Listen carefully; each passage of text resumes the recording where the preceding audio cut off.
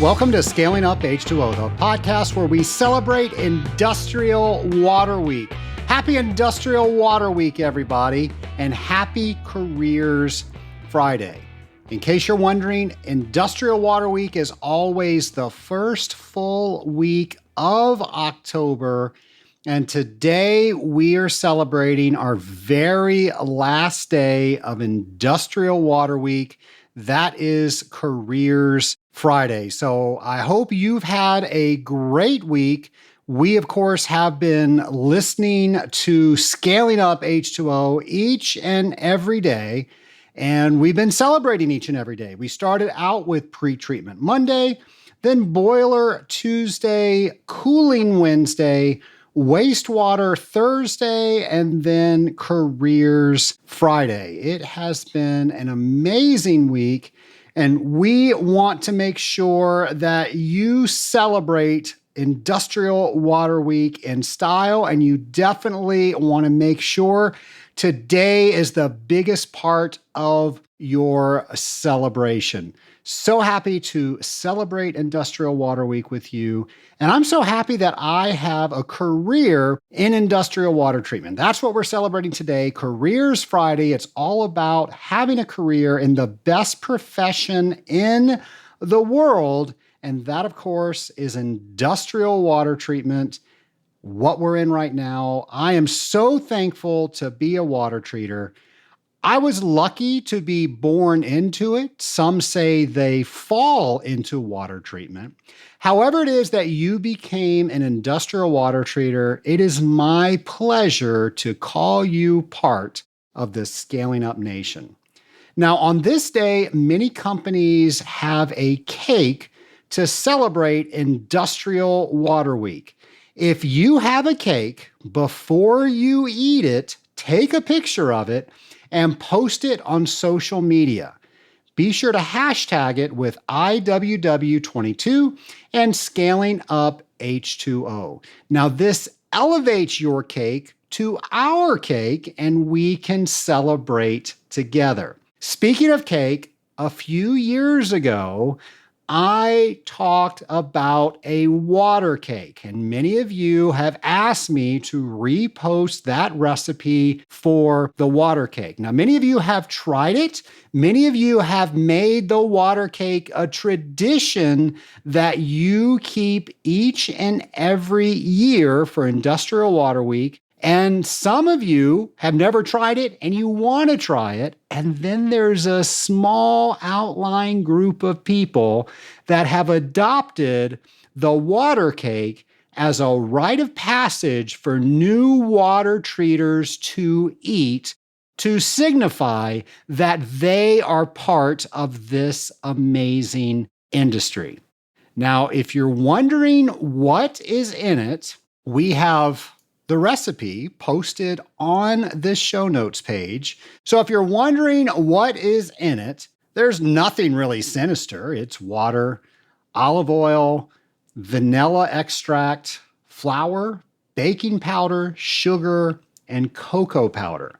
So again, this cake, it was rumored to be George Washington's favorite cake, and people could travel with the ingredients because they were non-perishable. So go to Scaling Up H2O. We will have a link there so you can download the recipe that we shared 2 years ago. And as always, if you are going to make the water cake, don't keep that to yourself. Hashtag your social media post to IWW22 and Scaling Up H2O. I also want to thank all of the people that shared their stories about the water cake. I am just amazed at how many people made the water cake 2 years ago. So I wanted to bring it back this year. It got a little bit stale, no pun intended, on our website. So let's see if we can pick that back up. And if you guys want the recipe, it'll be available for you. Now, speaking of stories, that's the whole name of the game when you are an industrial water treater.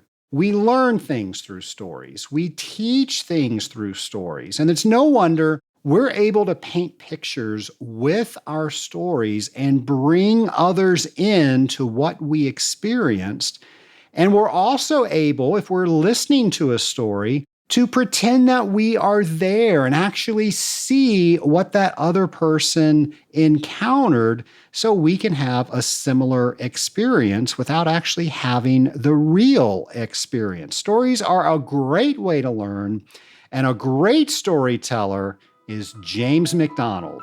Here's another story with James. Hello, Scaling Up Nation. Happy Industrial Water Week. As we celebrate Careers Friday, I am reminded of my career in industrial water treatment.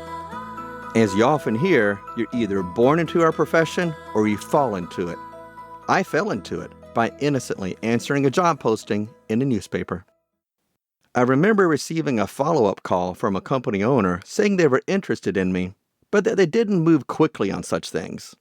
He said to be patient, and they'd call back. As you have guessed, they did call back. And I remember during my interview noticing how much everyone seemed to really enjoy what they did. They hired me, tucked me under their wings, supported me, and challenged me. They let me make mistakes and learn from them.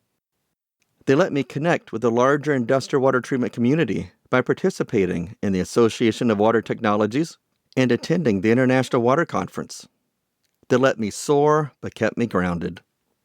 They let me share my passion for industrial water treatment they had instilled within me. They believed in me. I made it a mission to not let that belief go wasted, and my career grew as a result. Today, I cannot imagine doing anything else. I like this story because it illustrates a dual responsibility we have. First, people starting off in an industrial water treatment profession require support and belief. They need to be challenged and allowed to make mistakes. They need to be mentored. I have had many mentors in my career. Second, people starting off in an industrial water treatment profession need to take that belief and support seriously. They need to listen, learn, and one day soon do the same for someone else. I hope you enjoyed today's story on water, and equally hope you will share one of your own on social media to help celebrate Careers Friday of Industrial Water Week. Don't forget to tag them with hashtag IWW22 and hashtag ScalingUpH2O. As James mentioned, we definitely have many responsibilities as professional industrial water treaters. One of those responsibilities that I believe is to mentor others, to share what you learn with other people, thereby elevating our industry. I'm always talking about how we need to help others in this industry. After all, that's why I started the Scaling Up H2O podcast. And this is something that I do, and I hope that it helps elevate the industry. I hope some of the things that we introduce on the Scaling Up H2O podcast get you thinking about how you can do something different, how you can learn a little bit more. I really hope it motivates you to teach what you're learning, and I certainly hope that it motivates you to figure out what you are going to do to advance this noble profession. Today, we wrap up our mini theme of the day interviews. And as the last day of Industrial Water Week, today's interview is about careers. Today, we are celebrating Careers Friday. And the interview that you are going to hear today is an encore presentation from Shawn McGrade when I interviewed him on episode 258. As I mentioned earlier this week, my team looks for metrics to help us figure out what's going on in the podcast when it leaves our world. When we send it out into the universe, are we doing all the things that we should be doing to serve you, the Scaling Up Nation? And one of the metrics that we listen to are listen rates. And Shawn McGrade's episode 188, which is the first time we had Shawn on the podcast, was one of our most listened to episodes that we have ever tracked. I really think this is because people shared it with those that didn't understand what it was that we did in our industry. Shawn did such a good job of explaining at an elementary level what our day to day is like. I've even heard a lot of companies will send episode 188 to prospective interviewees to make sure they understand what they are applying for. So, in this week's tradition of having many shareable interviews for you to help give you content to share with whomever you wish, here is Shawn McGrade. Well, my day-to-day definitely varies from day to day. Every day is not the same, and there's many hats I need to be able to wear throughout the day to be successful. Whether it's, sitting down with decision makers, doing, proposals or business reviews, or having those high-level talks of how can we make improvements? Are there some capital budgets or plans that we need to talk about on a project list to continue to make things better for the plant?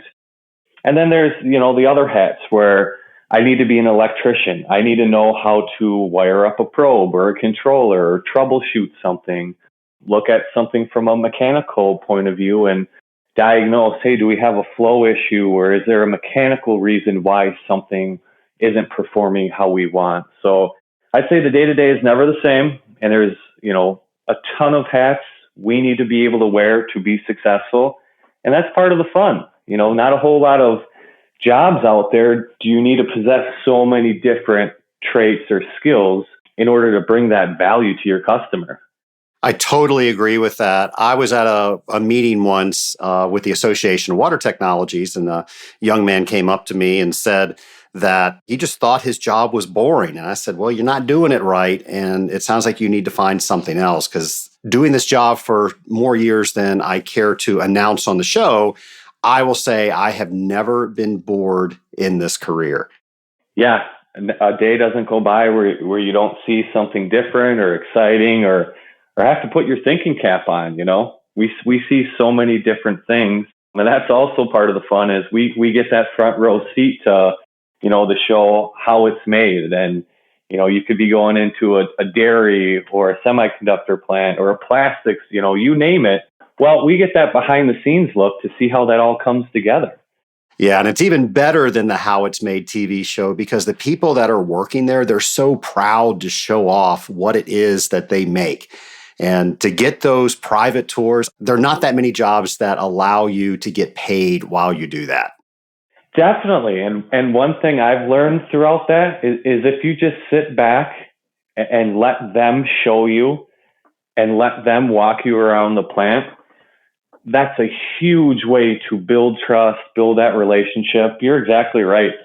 People are very proud and take pride in what they do. And if you kind of just sit back, let them kind of lead the conversation, it's amazing, some of the conversations you can have. And that really helps to develop those bonds and relationships, Absolutely agree. Shawn, what would you say your biggest success as a water treater has been so far? Not thinking about some of the ways I've helped my customers, kind of taking that off the table. The biggest success I can think of is in 2018. I got Rep of the Year at the prior company I was with. And I think a big part of that was my ability to sell a new account one each month, or at least one each month for a whole calendar year. So if we're thinking accolades or that kind of deal, I'd say that was my biggest success to date. What would you consider a bad day in water treatment? Oh, that's funny. That's also a good question. Some of the bad days, maybe getting an emergency call from a customer that's, on the other side of your territory, and it's pressing or it's pertinent for you to get over there, which will kind of, screw your original plans up for the day or whatnot. Some of the other bad days, maybe lose an account. Maybe there's, a corporate agreement or an RFP came out where, they had a vested interest with doing business with a particular water treatment company. So you're kind of showing out the door and by no control of your own. And then, oftentimes too, some of these RFPs, they're just looking for the lowest bidder. They're not thinking about the overall value you're bringing. So they're just looking for the, cheapest cost. And that's also a tough pill to swallow sometimes when the value you could bring to a plant or the improvements you could help out with to ultimately help their bottom line and make them more successful. Oftentimes, what's the saying? You get what you pay for. And I think that holds true to what we do as well. I always take it as a personal defeat when a customer says we're going to go with another vendor because they are a cheaper price. I always feel that I didn't do enough to show what our value is, to help them document it so they could see that it's more than just the invoice they're paying. It is all the value of all the technicians that are coming into that company. You feel the same way when you lose an account? Yeah, that's one thing that I still struggle with, is not taking those losses personally. I look at it as a learning opportunity of how I could have done something differently. Sometimes, no matter what I do, it's out of my control. It isn't something personal, but I always strive to learn from those events, and look back on it of, did I present them with all the facts? Were my service reports documenting or detailing some of the ways that I was really helping promote savings, because oftentimes that water treatment cost is a drop in the bucket compared to some of the bigger costs, whether it's fuel, water, man hours. I mean, you name it. That's a sliver in the overall pie. So could I have done a better job showing them the value that I bring, or what savings I've brought? That's kind of what I look back and think about. Yeah, I definitely agree. And I love how you stated that it's a learning experience. And if we can learn something from the experience, then that means we are going to get better the next time that opportunity comes around. And I'm just thinking, this week, I got a customer back that we lost 6 years ago. So right when you were getting into water treatment, we were getting fired from this location. And something that a gentleman told me a long, long time ago was, you're going to lose business, but make sure you're always graceful in that process. And I let the people know that anything that we could do to let us know, we were always down the road and we could come and help them out quickly. Well, it took 6 years, but now we are back in that facility. And I have dozens of stories like that. So if you use it as a learning experience, if you accept it gracefully, you never know. Most likely they're going to ask you to come back. Couldn't agree more. You always want to leave on good terms. You always never want to bash your competition as well. And I've had the same thing happen to me as well, Trace. A year, 2 years later, they're calling back up saying, hey, we didn't realize what we were getting when we were with you. As I mentioned before, if you want to hear more from that interview, that was episode 258.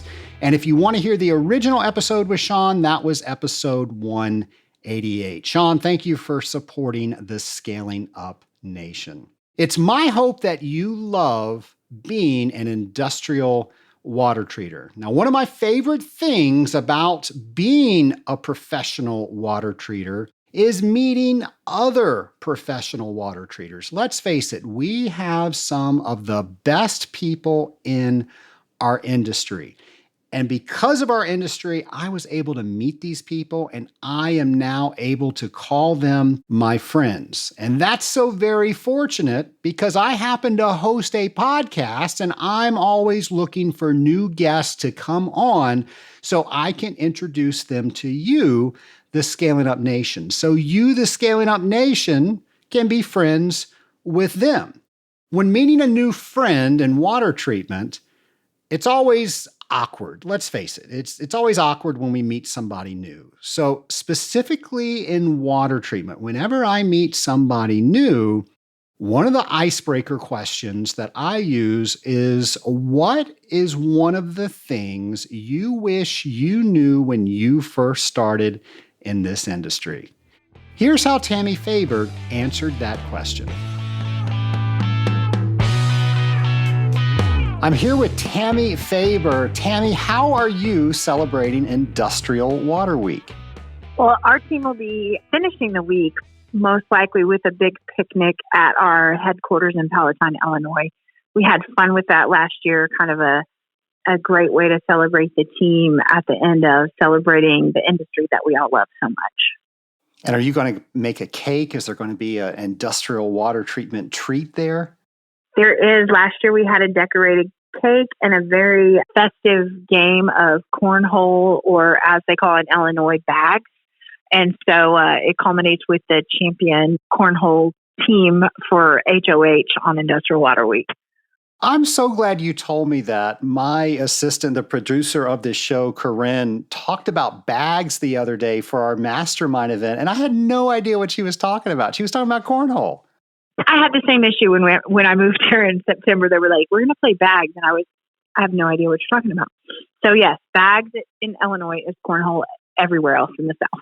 There you go, nation. There is your public service announcement. You now know we can speak Chicago in now. Well, Tammy, I want to ask you one more question. What is something you wish you knew on your first week as a water treater? I wish I would have known about the industry a whole lot sooner than I did. I'm relatively new, 13 years in a career that's over 20 years old. So I would have liked to have been an industrial water treater a lot earlier in my career. So the advice is, if you're an industrial water treater, spread the word. Yes, exactly. Nation, as you can tell, Tammy loves this industry. Now, I met Tammy through the Association of Water Technologies. I'm trying to remember what we were working on together. We were all either on the same committee or we were on a webinar together, but there were several things that I was doing with AWT, and I kept bumping in to Tammy Faber. And I'm so glad that I did, because I got to know Tammy through AWT, and then Tammy joined the Rising Tide Mastermind, and we really got to know each other well through that. And Tammy is a great example of sharing what you know, loving this industry, and just giving back as much as she can to make this industry better. She is such a great example for that. Now, if you want to hear Tammy's story, that was in episode 252, so feel free to go back and listen to that. And as James challenged us earlier in his story, I'm curious, how did you get into the water treatment industry? That would be a great post for your social media, and be sure to hashtag that with IWW22 and Scaling Up H2O. Nation, what a great Industrial Water Week. I think it is safe to say that this has been the best celebration yet, and I can only imagine how amazing next year will be. If you're a planner like I am, the next Industrial Water Week in 2023 is going to be October 2nd through 6th. It's always the first full week in October. Now remember, this weekend, go to all your party supply stores and get your Industrial Water Week party supplies on clearance, because they'll all be half off. And you know every store has Industrial Water Week supplies. And again, celebrate today in style. Make sure you are celebrating being an industrial water treatment professional. Make sure you're celebrating all of the great things that you get to experience because you are in this industry. I will have a brand new episode for you next Friday. Yes, you're going to have to wait an entire week. You're not going to have an episode each and every day like you did this week. You have to wait an entire week for a new episode, but it will be worth it. Happy Careers Friday, everybody. And remember to end today with a great way to close out Industrial Water Week. All right, I know what you're thinking. But Trace, you promised us a brand new Detective H2O. All right, I didn't forget. I'm just having a little fun with you. Scaling Up Nation, it is my honor to introduce this brand new, never before heard episode of Detective H2O and the Case of Seeing the Dead. The Case of Seeing the Dead.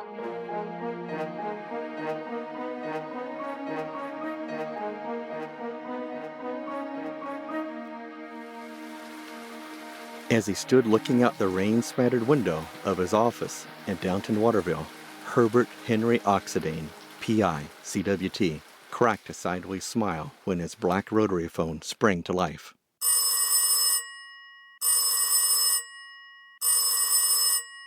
On the third ring, he answered. Detective H2O here, the best water treater this side of the Ohio. Solving water problems drop by drop. What you got? Mr. Detective Oxidane, or H2O, whatever your moniker is, this is Charlie Baxter, originally from Savannah, Georgia, but I now live in Waterville and I work at Carlisle Industrial Incorporated. I got your name from a friend and I thought I'd drop a dime on you. I see. Well, since you got me on the blower, why don't you spit it out? I charge by the minute. Paying cabbage is no problem if you can come on out here and solve our problem. We have this process loop, you see, and it keeps getting loaded up with those microbial critters. I tell you what, despite all our best efforts, why don't y'all come on down here and I'll give you the full scoop. All right, you've hooked me. I'll get my rust bucket started and be out your way within the hour. I might have to fill up the old mare first since you're uphill most of the way, and she gets mighty thirsty in her old age. Fantastic, Detective H2O. We'll be ready for you. Y'all come on down, you hear? As if on demand, the deluge of rain slowed to a light drizzle as Detective H2O pulled to a stop in his rusty blue Ford. Water was in his blood, and weather like this always soothed his soul.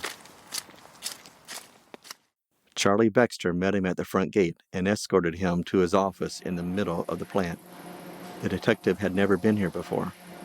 A multinational water treatment company had this account buttoned up for years. It was telling that he was being invited here now.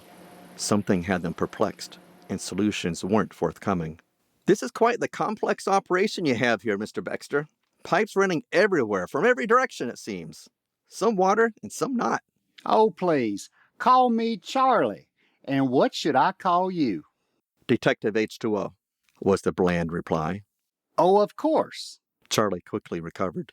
You are quite right, Detective H2O. This facility looks like a bowl of spaghetti. In fact, people accuse us of getting Willy Wonka to design it.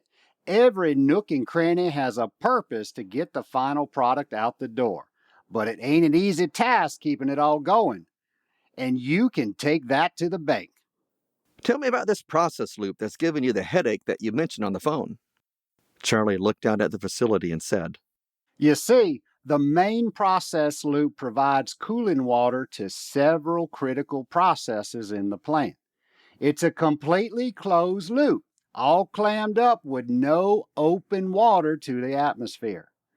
We had some failures in some piping and even a heat exchanger. Upon inspection, all the reports said MIC, or microbiologically induced corrosion, that is. This comes as no surprise since the metal samples we took even felt slimy. I see. What did you do next? You mentioned taking action on the phone earlier. First, we tested the system for microbial activity, and boy, did we find them. Then we added a non-oxidizing biocide. That seemed to ward them little suckers off for a while, but they soon came back.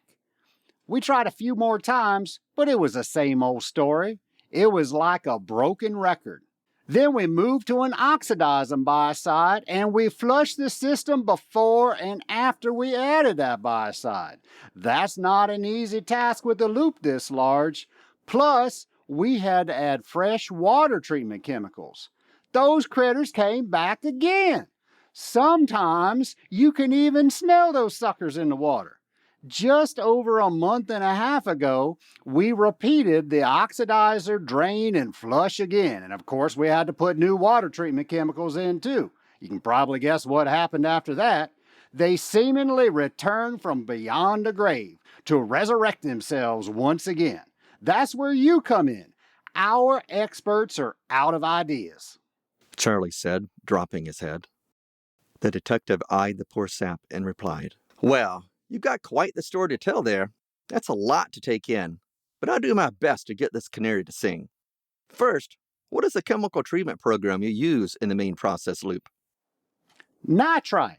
Now, I know where you're going with this because we continually see our nitrite levels drop as them bug counts keep going up. That's why we also did a pre-flush prior to adding the oxidizer, since we didn't want the reaction between the two becoming part of the oxidizer demand. Yes, very good. Nitrate can be a bug food, and we'll take that into consideration. Nitrite is an excellent corrosion inhibitor and is used successfully in all kinds of applications without the issues you are experiencing. We won't discount its impact, but let's get the lay of the land first. I need to see your testing logs, disinfection reports, and whatever other details you can show me regarding the actions you've taken. We're an open book around here, Detective. It's already laid out on that table over yonder. Y'all going over there and help yourself. As Detective H2O perused through the files, he took notes, pulled out his near abacus calculator to confirm a few things, and peppered Charlie with questions. Anything Charlie didn't know, he pulled his guys in to answer. "Charlie, procedurally, I can't poke holes in your story. It does appear the disinfections were by the book with enough oxidizer for enough time throughout a multitude of checkpoints in the system to be effective. In most applications, it would have worked. There's more to find out, though. Can you walk me through the system next? I want to see everything from where the makeup water comes in to the pumps, heat exchangers, side stream filters, chemical addition points, vents, and drains." Not a problem. And I know where to just start this little trip. Y'all come on now, you hear? Charlie took Detective H2O through a maze of piping, stairs, and aisleways. All the time, the detective kept his eye on the main process loop piping and sketched a process flow diagram as they went along. They tracked down every T, opened the pot feeder, inspected the bag filters, etc. As they stood at what Charlie said was the end of the road, Detective H2O glared at his hand-sketched process flow diagram and said, "Okay, this is the last jump-off point from the main line just above our heads. It's the same diameter as the primary flow of the main process loop, quite large. Where does it go?" Well, that's there for future expansion plans so we can connect those operations to the main process loop. It ends just beyond that wall over there. "It ends, you say? Can you show me?" Charlie led the way through a door into the next room where the piping simply ended with a blind flange. Peering up at the stunted piping, Detective H2O knew he'd found what he'd been looking for all along.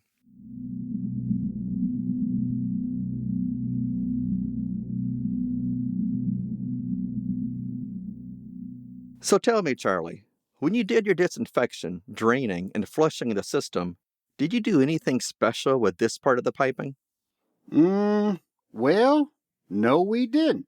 As a matter of fact, I really hadn't given it no mind until you just brought it up right now. I'm sure it drained with the rest of the system. Detective H2O gave his trademark sideways, slightly unsettling smile and proclaimed, "That's a dead leg, my good fellow." A what? A dead what? A dead leg. Not a zombie apocalypse, but an area within a system with low to no flow. It can be a leg of piping dead-ended like this one, or even an offline system, such as a chiller. Not only can sediment slowly collect in these areas, but so can microbiological activity such as biofilms. Because of the lack of sufficient flow, water treatment chemicals cannot reach far enough into them to be effective. The bugs set up home in these dead legs, safe from your biocides and disinfection activities. Each time you tried to clean the system, they simply waited and re-inoculated the bulk water all over again. I believe this is our smoking gun. Hoo-wee! A dead leg. Who'd have thunk? But what you say makes sense. I tell you what, I'm tired of taking the fall for these little guys. What can you do about it, Detective? In your case, I think you need to disinfect the system one more time, unfortunately, but this time the entire system. If you can't remove the whole dead leg, you'll at the very least need to install a drain line at the end that you'll have to open on a regular basis to establish flow, remove any sediment, and expose the piping to the water treatment. Plus, I'm curious to see what's inside the pipe. It will need to be cleaned out. Let's walk the system again to make sure we're not missing any other such dead legs. And then I'll work with you to develop a plan for a thorough disinfection this time. All righty then. Let's get started. We'll have them critters sleeping with the fishes before we know it. 1 month, 2 months, 6 months, and a year later, Charlie Baxter called Detective H2O to give him an update on the main process loop. There was no noted microbiological activity.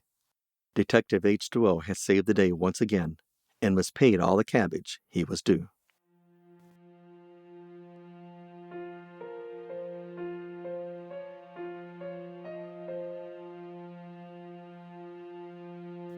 In the underbellies and penthouses of the metropolis of Waterville, where the boilers percolate and cooling towers fog, there is one man who works tirelessly to end corrosion, stop scale, fight low-life microbes, and conserve water. That man is Detective H2O, best water treater this side of the Ohio, solving water problems drop by drop.